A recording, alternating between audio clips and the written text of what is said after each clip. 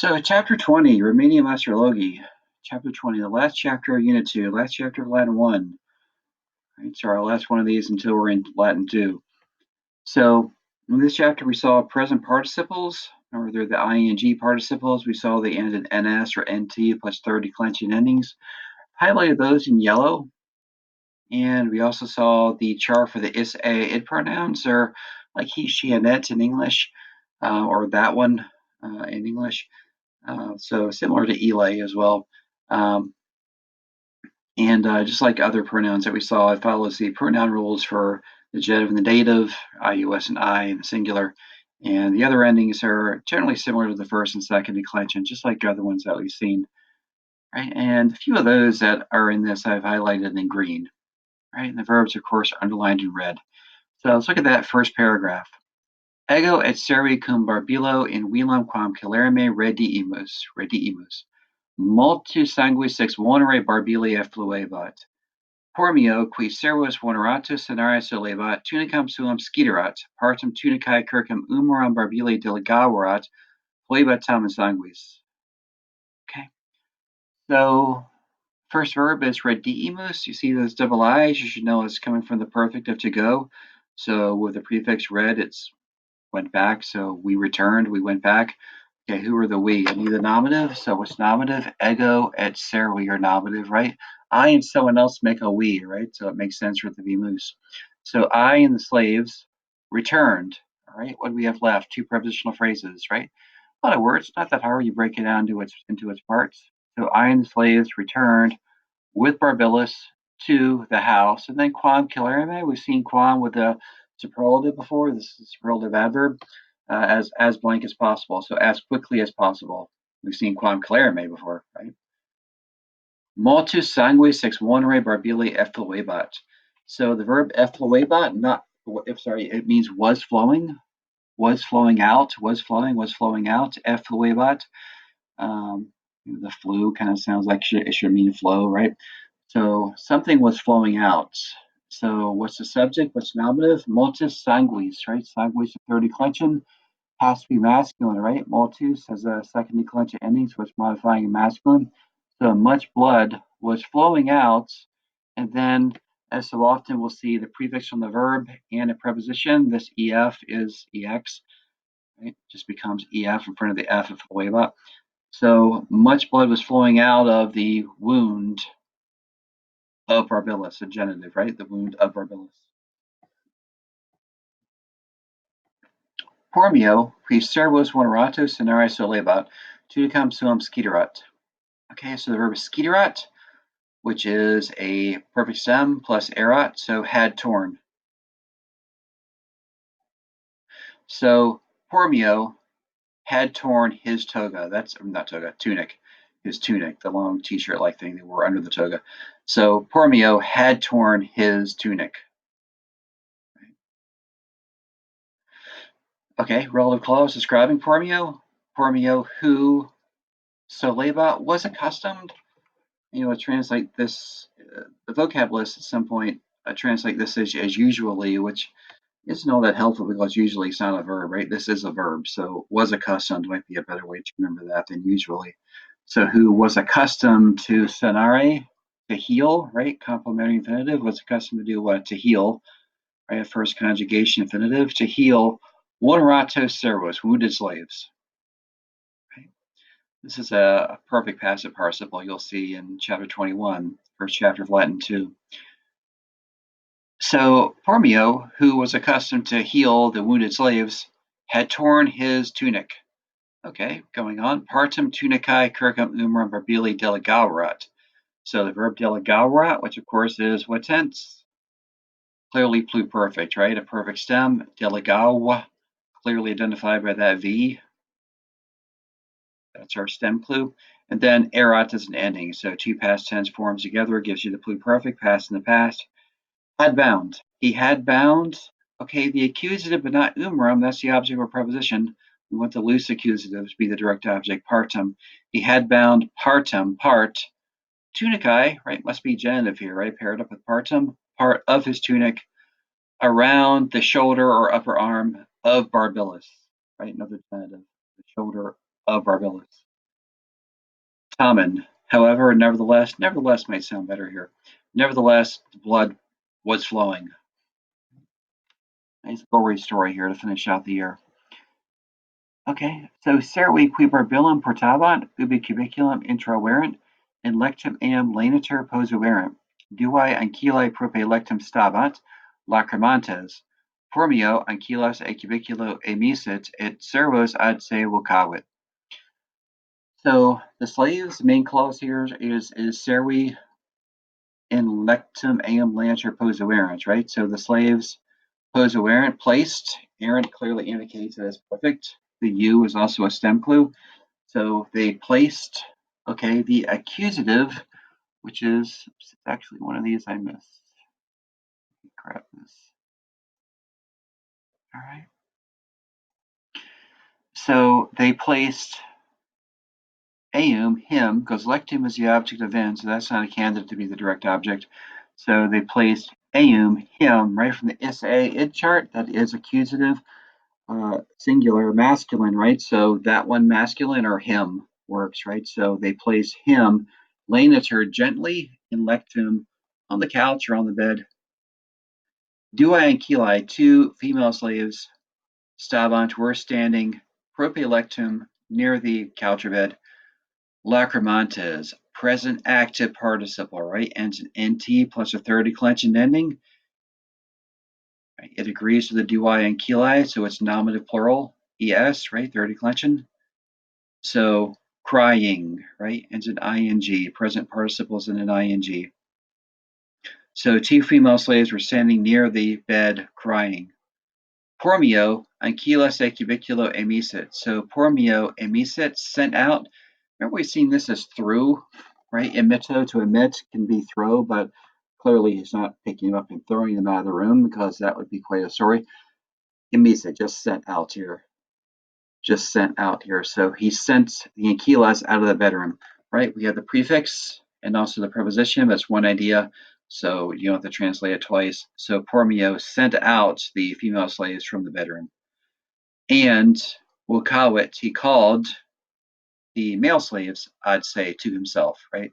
S words are reflexive, so he called them to himself. That is himself, Pormio, right? All right. Necesse est vobis inquit magnum numerum Iraniarum quaerere, ubi sanguis effluit, nihil melius est quam Iranii. All right, so this just gets grosser.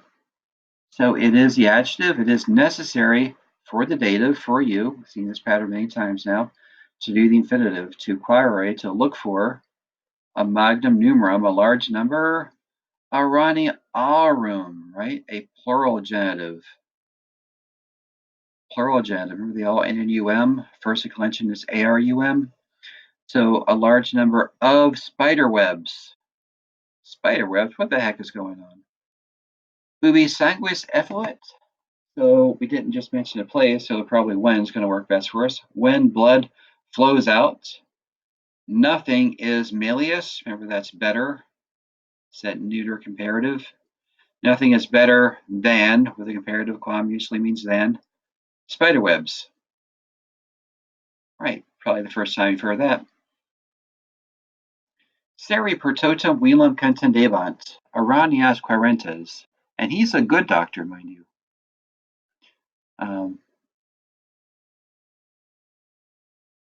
Well, at least so far he is. Petro turns out to be the real doctor, but the guy we got to watch out for is going to be the astrologer. So he's a real quack, not this guy.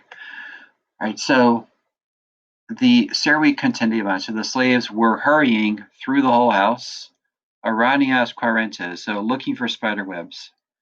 At querentes, it could agree with Aranias or with Servi. So you have to ask yourself what makes more sense here. The slaves were hurrying through the whole house, and then for some reason an accusative, spider webs looking for stuff. No, that doesn't make sense. It's the slaves looking for spider webs, right? That explains why we have an accusative here in the first place, right? It's the object of querentes. So magnum colorum telebant, they were raising a great commotion or uproar. right? Probably told you about the story of St. Augustine in the garden, and he hears the children playing tele lege, pick up and read, pick up and read. Right? So Talibant were raising a great uproar. Pormio, postquam seri multas erranias ac cubiculum tulerant. So Pormio, after, right, the slaves tulerant, remember Pharaoh ferre tuli latus, so brought or carried multas erranias, many spiderwebs to the bedroom. How dirty is this house? After they brought many spiderwebs to the bedroom, he saved a bunch of spiderwebs. In Umarum Domini Eos Kulakawa, so he Kulakawa located them, he placed them, put them together on the shoulder of the master. So Eos referring to the spiderwebs, he placed them on or into, sorry, in plus he accused of into the shoulder of the master. So right into the wound, he's putting the spiderwebs. Hopefully no spider eggs in them, because that's just going to get really gross. Astrologus ankylos lacrimantes videt, serosque clamantes audivet, statim in cubiculum barbili erupit exclamans. Do spiders put their eggs in webs? I don't know, maybe they don't. Maybe they put them someplace else. So the verb videt. So remember, if it was present, this would be videt because it's second conjugation. It'll be videt. So the fact is vidit is a giveaway. That's got to be perfect, not present. So saw. So the astrologer saw, what did he see? Ankylos lacrimantes, the female slaves crying. Present participle again. Present active participle. There are no present passive participles in Latin, by the way, but still, we want to call this a present active participle. Servosque, queen of the end puts and in front. So and servos clamantes audivet. So and he audivet, he heard the shouting slaves. Statum cubiculum barbili erupit. So erupit, he burst in. This is perfect for from irumpo.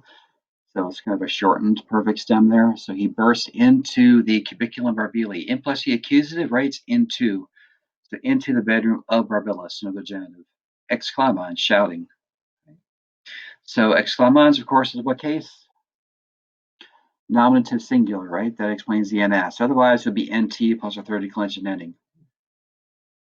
Right? So who's shouting? The astrologer. None, remember, is surely. Our question we're expecting a yes. Surely pro hawk. So surely I saw before I foresaw this. I think he told him not to go on the hunting trip, right? Oh, nefastum diem, right? So, oh, inappropriate, I think, as it was dreadful day. Oh, terrible day. Oh, unlucky master. Abesti remedium regale axius. So the ne just makes it a question, you recall. The verb is habes. So do you have, present tense, remedium, a cure, a remedy? Regawi, perfect, right? The V is a stem clue, plus the I ending is the I pronoun perfect tense ending. So I asked. Axios, when the adjective describes a subject, you usually can take it like an adverb and get away with it. So I anxiously asked works. Remedium curatum habio, I have a certain, like, definitely works, remedy, a cure, responded the astrologer. Factually, yes, so it is easy for the dative for me to do the infinitive to heal Barbilus. Because we astrologers, sumus, remember that's we are, don't forget the easy words, wary medici, true doctors, or the true doctors, maybe. Remedium megator babillo comparare possum, est remedium quod caudai nobis tradiderant, primo necessitas mihi morum nigrum capere, diende morum captum dissecare volo, patrimo eam in umbrum barbili ponere volo, hoc solum remedium est. Yeah, totally makes sense. So, therefore, I am able to obtain a cure. Okay, barbillo is going to be what case? It's going to be dative, right? So 2 or 4 barbillis, 4 is going to sound better here. A cure for barbillis. I'm able to obtain a cure for barbillis. As remedium, it is a cure. Quad, now remedium is neuter. So quad can be which here, relative pronoun, and indeed it is. So it is a cure which the Chaldeans Trotted errant, handed down novus to us, which of course is what case? Dative, right? Novus is to us, vobis would be to you, plural. So the Chaldeans handed down to us. Primo, first, just an adverb, first, is necessary, so it is the adjective for me, the dative, to capere, to catch, maybe here, right? Could we take? Catch is going to work better here in context, I think. A black mouse. So first, it's necessary for me to catch a black mouse. So not a gray mouse, not a dark gray mouse. White mice are right out. It's got to be a black mouse, apparently. Diende, morum captum dissecare volo. So then, volo I want, complementing infinitive, dissecare, looks like dissect. I want to cut it up. I want to cut up the captured mouse. That's another perfect passive participle you'll see in 21. Postremo. Finally, am and umrum verbili ponere volo. So the verb volo, I want, the infinitive ponere, I want to place. Okay, I need an accusative, I need a loose accusative, so not the object or preposition umrum, but eum. I want to place eum, him or it, referring to the cut up mouse, into, mind you, right, implicit accusative is into the shoulder of Verbilis. So he's going to cut up this mouse and put the cut up parts into the wound of Verbilis, right into his opened up shoulder. Right, so that's probably worse than the spider webs. I guess the spider webs like soak up blood. Hoax solum remedium est. So this is the only cure. I'm not sure that's what any doctor would tell you. You cut up a mouse, put it into a wound. That's the sure way to cure a cut. Not really. Subito verbilis qui astrologum adiverat. Oculos apparavit. So suddenly, okay, then verbilis, relative clause describing verbilis, who adiverat, of course, is what tense? That's pluperfect, right? The perfect stem, aldiv plus erat, two past tense forms together. So we have to use had when we translate that. Had is pluperfect. Have to be perfect, but had you need for the pluperfect. So who had heard the astrologer, oculus apparavit, opened his eyes, right? Opened his eyes, right? The U there is a clue that apparavit is perfect. So opened his eyes after he did it with duplicated consonants is a clue here that it's perfect. Also overall context, right? You have a paragraph, a bunch of past tense verbs, it's probably not going to change. So after he gave, right? He gave to me a signum languidum, so a weak signal or sign. Maybe he waved him toward him, something like that. Susurrawit in Aramaeum, he whispered into my ear, right? Implicit accusative, into, right? Into my ear. Susurrawit, another good onomatopoeia word. It means whispered. It kind of sounds like you're whispering when you say it. Susurrawit. Quire. Right? So that actually is an imperative that we saw in last chapter, right? So quire. And it is an imperative. It kind of looks like an infinitive, doesn't it? Because it ends in vowel re. But the infinitive of this verb is quire. There'd be another re added. So actually, the stem is quaer, right? So I'd have to add another ere to that r to make it the infinitive. So it's a little deceptive there. So the ending is just an e, so it's a singular imperative, right? Third conjugation. So he says, seek or look for Petro, a good doctor, right? And so maybe he'll cut up another animal, put in there. No, he's a good doctor. So going to use spider webs and everything. So look for Petro, a good doctor. Permionum qui patronum bene norat, evila statum emisi. Right, so we have relative clause here, but let's go to the main verb first. Emisi, I sent out. Again, probably not I threw out here, just I sent out. Okay, the accusative, ignore the relative clause for the moment. I sent out permionum, that's my only option. I sent out formio, a wheela from the house. A wheela, of course, ablative, object of the space. Statum, immediately, at once. Okay, then a relative clause here describing formio. Formio qui. Formio is masculine and singular, so qui, masculine, singular. Premionum is accusative because it's the direct object of emisi, but qui is nominative because this can be the subject of no route. Remember, the pronouns and their antecedents don't have to be the same case. They can be doing different things in their own clauses. So who, okay, no route technically is pluperfect, had gotten to know, but we can translate this a tense ahead as a perfect tense. I knew, because the end result or he knew. The end result of having gotten to know is that you know, right? So this verb we can usually translate a tense ahead. So you could say who had gotten to know, or you could just say who knew Petro bene well. Okay, so let's just say who knew Petro well. Okay, so I sent him out of the house immediately. Itaque, therefore, villicus medicum quaerebat, astrologum morum. So therefore, the overseer, who is Pormio, right, was looking for the doctor. Astrologus nominative morum accusative. So what about the astrologer and the mouse? Right, so it's quaerebat understood here. So therefore, the overseer was looking for the doctor, the astrologer, the mouse. The astrologer was looking for the mouse. Right? We do the same thing in English, right? So Charlie was driving a blue car, Lucy a gray one, right? Was driving a gray one, right? Same thing, right? So therefore, the overseer was looking for a doctor, the astrologer, a mouse. So he was looking for a mouse, right? Oh, here's a mouse. There he is.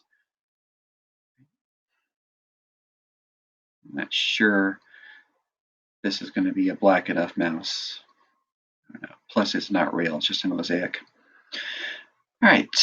So that's our last screencastify for Latin 1. So until next time.